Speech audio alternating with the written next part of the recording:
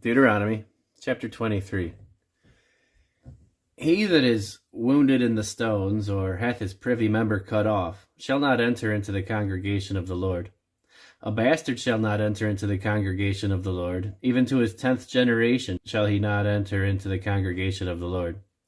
An Ammonite or Moabite shall not enter into the congregation of the Lord. Even to their 10th generation shall they not enter into the congregation of the Lord forever.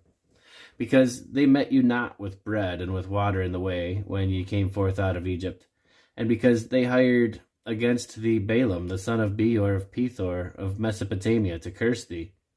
Nevertheless, the Lord thy God would not hearken unto Balaam, but the Lord thy God turned the curse into a blessing unto thee, because the Lord thy God loved thee.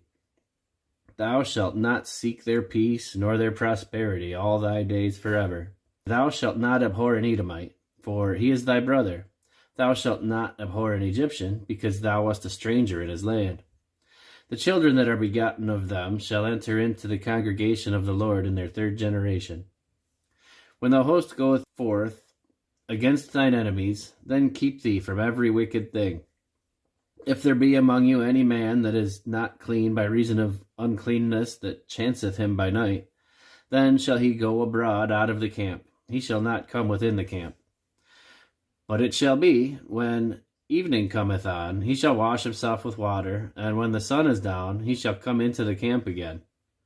Thou shalt have a place also without the camp, whither thou shalt go forth abroad. And thou shalt have a paddle upon thy weapon, and it shall be, when thou wilt ease thyself abroad, thou shalt dig therewith, and shalt turn back, and cover that which cometh from thee. For the Lord thy God walketh in the midst of thy camp, to deliver thee, and to give up thine enemies before thee. Therefore shall thy camp be holy, that he see no unclean thing in thee, and turn away from thee. Thou shalt not deliver unto his master the servant which is escaped from his master unto thee. He shall dwell with thee, even among you in that place which he shall choose in one of thy gates, where it liketh him best. Thou shalt not oppress him. There shall be no whore of the daughters of Israel, nor a sodomite of the sons of Israel. Thou shalt not bring the hire of a whore or the price of a dog into the house of the Lord thy God for any vow, for even both of these are abomination unto the Lord thy God. Thou shalt not lend upon usury to thy brother, usury of money, usury of victuals, usury of anything that is lent upon usury.